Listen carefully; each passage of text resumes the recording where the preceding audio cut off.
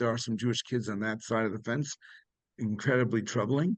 And it's very difficult for our community. It is a hard piece.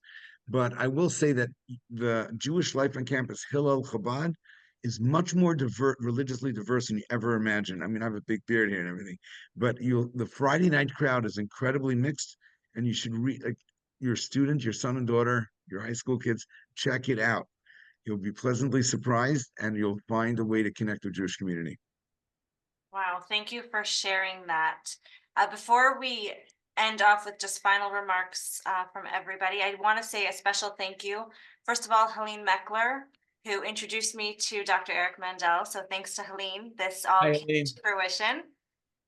That's number one. Number two is I want to second what Dr. Mandel said about Alyssa Shabbat to helping that, spread awareness about this event. So thank you for that. And of course, I want to say thank you again to Dr. Mandel for giving us a lot to think about this evening, and Rabbi Mandel and Razy for taking time out of their busy schedule to share what their perspective is here on campus, with their boots on the ground.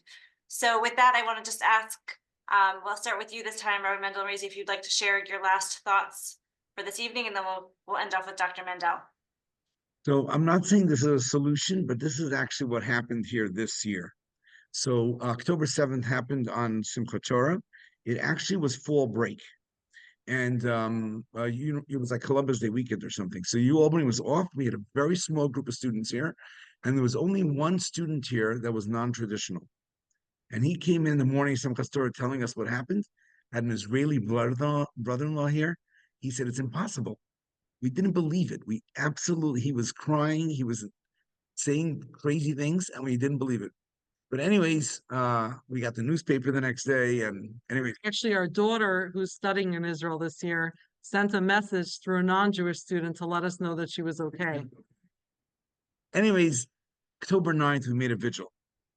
We wanted to do the vigil October 10th because more students were coming back then, but we heard that they're going to make a protest October 10th, and we wanted to preempt that, so we did it October 9th. And we actually had a very good turnout, and students each prepared things, and it was very meaningful vigil.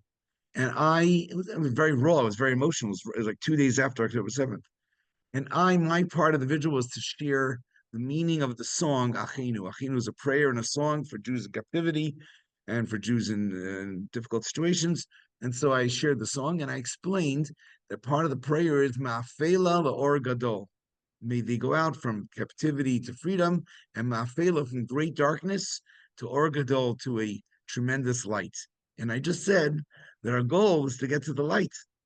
Anyways, there was a university spokesman there, and he retweeted the picture of the event, and all he wrote is the goal is light, and he, tagged us.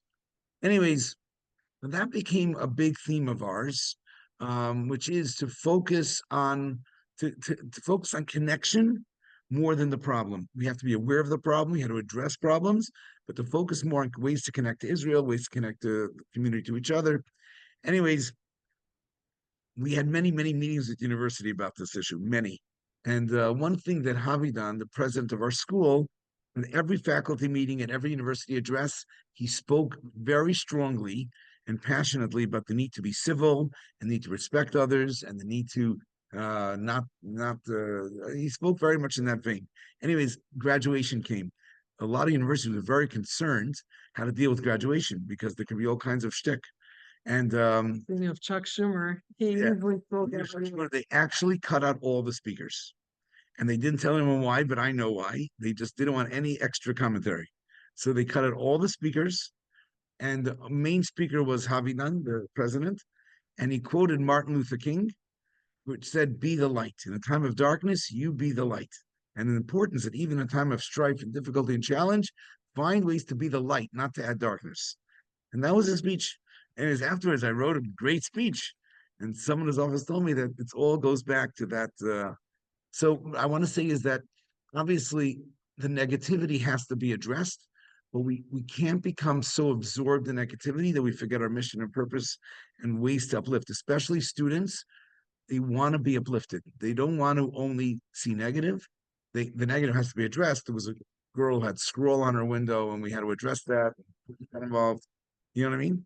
But yes, so that's what I'd like to share. So what I think I'd like to end with is, many of the young people who may be listening, sometimes they may just be asking themselves, maybe Israel has done things that are not good, and maybe I don't feel good about that. So let me just tell you, I've covered 5 Gazan wars, Second Lebanon War, the Second Intifada. I've seen live fire. I've been just 3 weeks ago in Rosh Hanikra. One thing you could be incredibly proud of our Jewish soldiers, our cousins, brothers, really, and sisters that are there, is of their humanity. I've watched them literally avoid civilians in responding to fire, even if it was legal, to minimize civilian damage, no matter what anybody says. And then you hear the media talking so much about the humanitarian crisis. And of course, during war, there's food insecurities. But I literally went a few weeks ago and interviewed the officers bringing food in. And there was 2,700 calories of food per person in Gaza that Israel is bringing in. Was it getting to all the people? No. Big reason it wasn't getting there is because Hamas steals it. The government organizations, especially UNRWA, is terrible at distribution, and it's easy to blame Israel. The day I was there were 70 what they call sleeping trucks filled with humanitarian aid sitting on the Palestinian side that they didn't pick up and move. The point here is that Israel is an incredibly moral army. It's not perfect. My army and American army is not perfect, but I hope my army is as moral as the Israeli army. And so when you're out there defending the Jewish state and what it's doing, you can feel very proud. And from secular to religious, from right to left, they're arm in arm. Their resilience, their camaraderie, and the morale. And you don't always get it unless you know enough people that are there.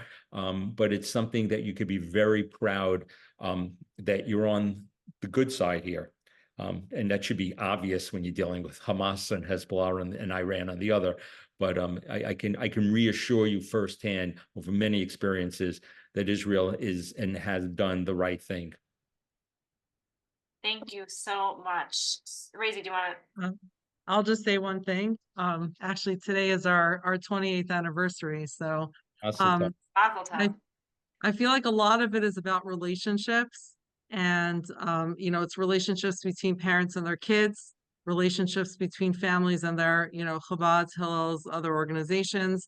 And it's relationships that we've been building over the years, our 26 years here with the university. And the relationship of students to Israel. Right. And the huge piece is students to Israel, their education, their connection to Israel, learning about it, studying about it, trying to get them to visit there, to understand what's going on there, to see really what's happening in like a first, hand experience. But I feel like every relationship needs investment. And so it's important to think about, what could we invest in?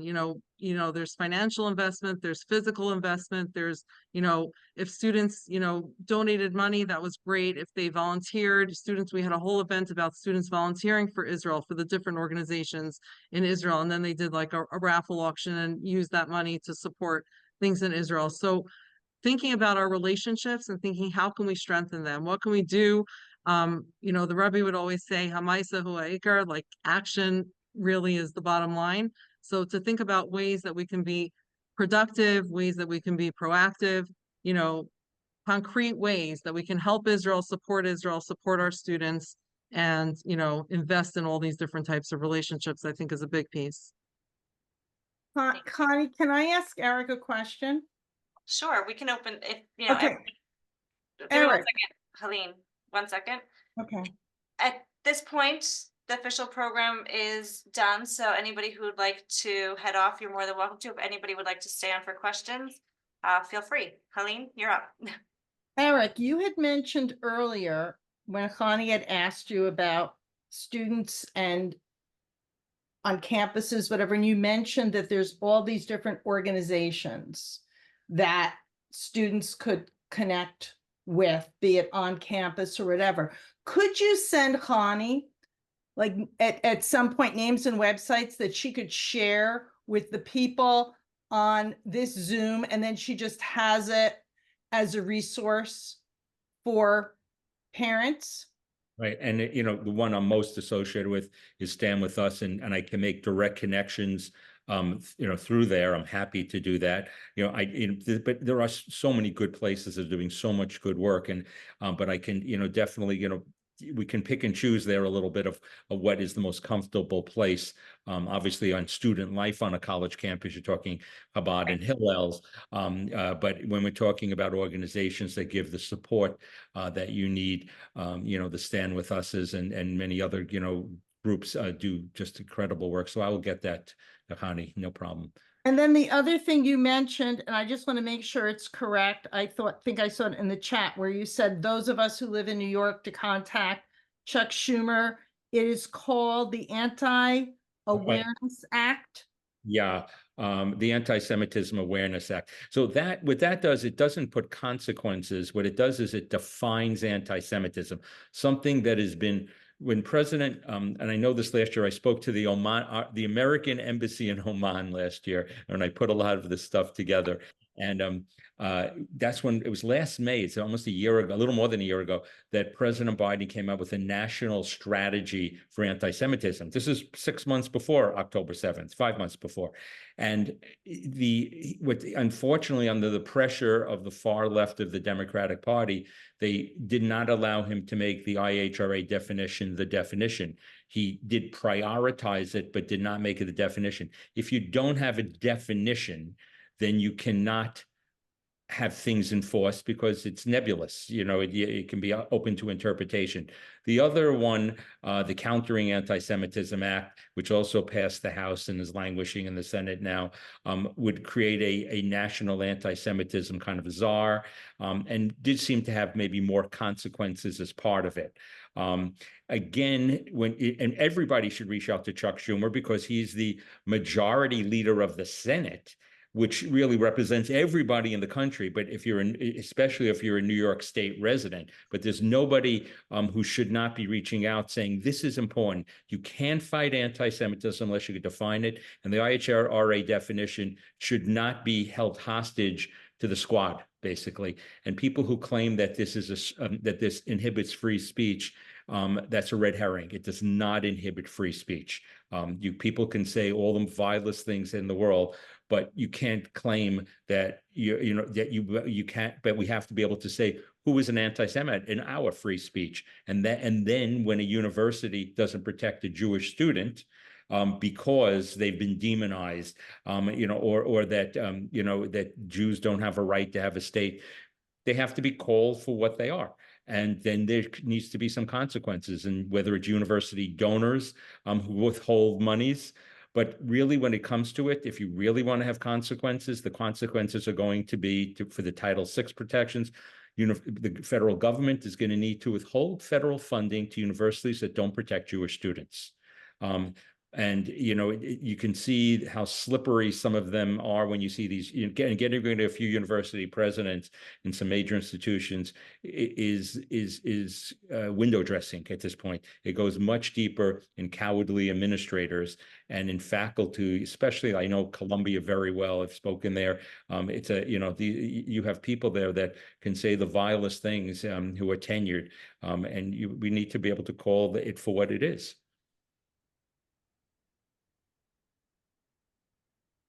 Thank you. I think with that, we are going to call it a night. Thank you, everybody, for joining, and especially again, Dr. Mandel and Rabbi Mandel and Razi Rubin. Thank you. Thank you. Thank you. Have a good night. Good night.